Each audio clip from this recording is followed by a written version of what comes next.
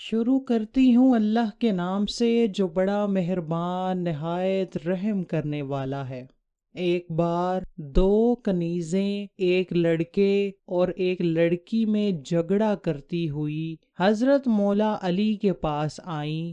حضرت علی مسجد نبوی میں تشریف لائے، مدعا سنا۔ وہ دونوں کہہ رہی تھیں کہ لڑکا میرا ہے اور لڑکی دوسری کنیز کی ہے۔ حضرت علی نے اپنے غلام سے فرمایا کہ ان عورتوں سے کہو کہ اپنا دودھ الگ الگ شیشیوں میں بھریں۔ پہلے خالی شیشی کا وزن کیا گیا، پھر دودھ سے بھری ہوئی شیشیوں کا وزن کیا گیا، پھر جس کا دودھ وزنی تھا اسے لڑکا دے دیا گیا اور جس کی شیشی کا دودھ ہلکا تھا اسے لڑکی دے دی گئی۔ اس کی وضاحت حضرت مولا علی نے یہ دی کہ قرآن کریم نے مرد کے لیے عورت کی نسبت 2 گنا حصہ مقرر کیا ہے۔ ایک دفعہ کا ذکر ہے کہ ایک عورت بہت ہی پریشان تھی۔ وہ حضرت علی شیر خدا کی بارگاہ میں آ کر عرض کرنے لگی، اے علی، میرا لڑکا چھت کے بالکل کنارے پر کھڑا ہوا ہے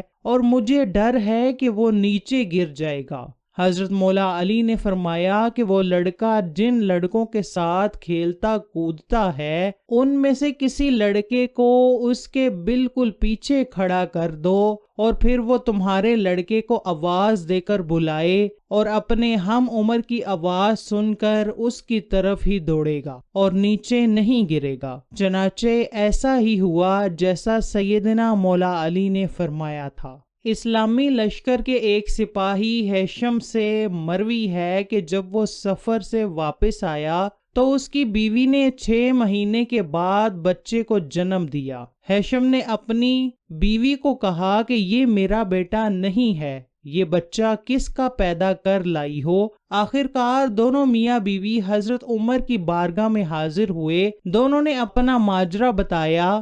آدمی نے عرض کی، اے خلیفہ، مجھے 6 ماہ ہوئے ہیں کہ میں سفر سے واپس آیا ہوں اور میری بیوی نے ایک بچے کو جنم دیا ہے، یہ بچہ میرا نہیں ہے۔ یہ بات سن کر حضرت عمر نے حکم دیا کہ اس عورت کو سنسار کیا جائے، کیونکہ اس نے ضرور زنا کیا ہے، کیونکہ 6 ماہ کے حمل سے بچہ پیدا نہیں ہو سکتا۔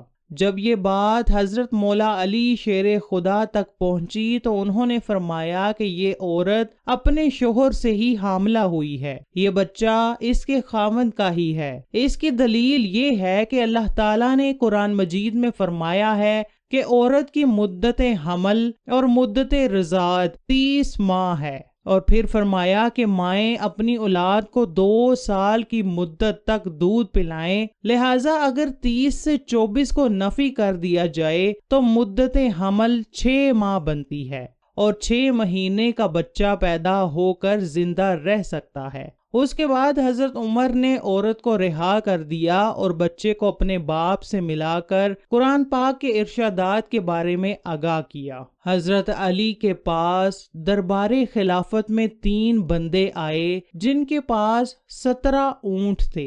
ایک نے کہا کہ حضرت، یہ اونٹ ہمارے درمیان مشترک ہیں، ان میں 1/2 ایک کے ہیں، یعنی 17ویں کا نصف، 1/3 دوسرے کے ہیں اور 1/9 یعنی 9واں حصہ تیسرے کا ہے۔ ان اونٹوں کو اس طرح تقسیم کر دیں کہ ان میں کوئی کسر نہ رہے، یعنی ہر آدمی کو مکمل اونٹ ملے، نہ کسی اونٹ کو کاٹا جائے اور نہ ہی کسی اونٹ کو فروخت کرنے کی نوبت آئے۔ اب 17 کا عدد نہ تو دوسرے حصے پر، نہ تیسرے پر اور نہ ہی 9ویں حصے پر تقسیم ہوتا ہے۔ حضرت علی نے اپنے غلام سے فرمایا کہ میرا اونٹ گھر سے لے آؤ اور ان کے ساتھ کھڑا کر دو، یعنی ٹوٹل 18 اونٹ بن جائیں گے۔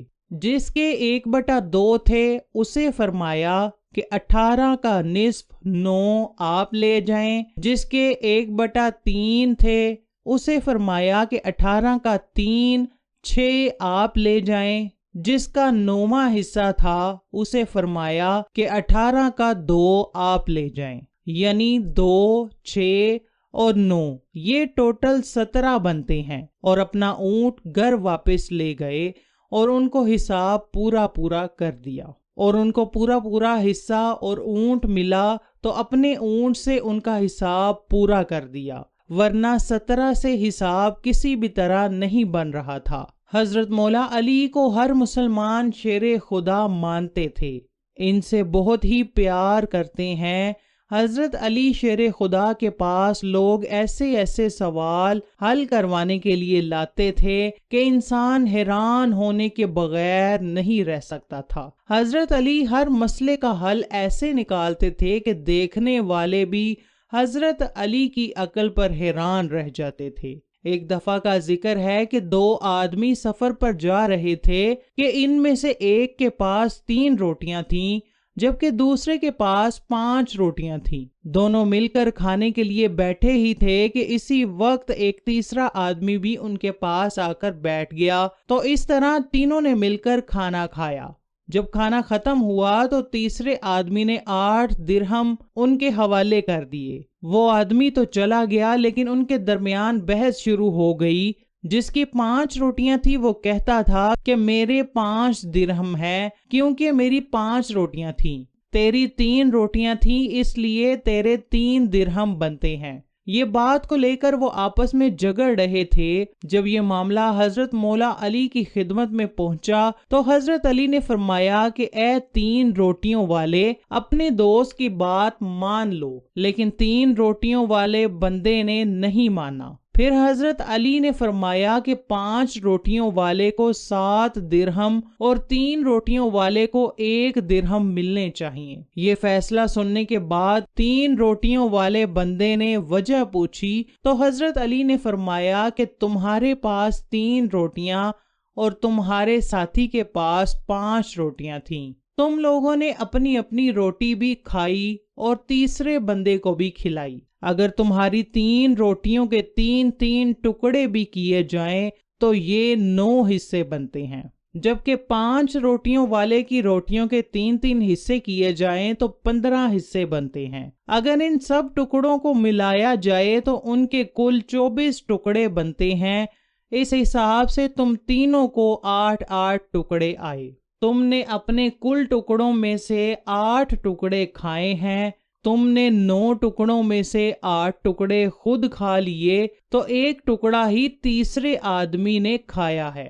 اس طرح اگر تمہارے ساتھی کا بھی حساب لگایا جائے، اس کے کل 15 ٹکڑے بنتے تھے، ان میں سے اس نے 8 ٹکڑے خود کھائے ہیں جو کہ 7 ٹکڑے تیسرے والے مسافر نے کھائے ہیں۔ اس طرح تیرا 1 ٹکڑا اور اس کے 7 ٹکڑے اس مسافر نے کھائے ہیں۔ اس طرح ان 8 درہم میں سے تیرا 1 درہم ہی بنتا ہے اور 7 درہم دوسرے ساتھی کے بنتے ہیں۔ حضرت علی کے اس فیصلے نے سب کو حیران کر کے رکھ دیا۔ یہ بات سن کر 3 روٹیوں والے نے اپنا سر جھکا دیا۔ سبحان اللہ۔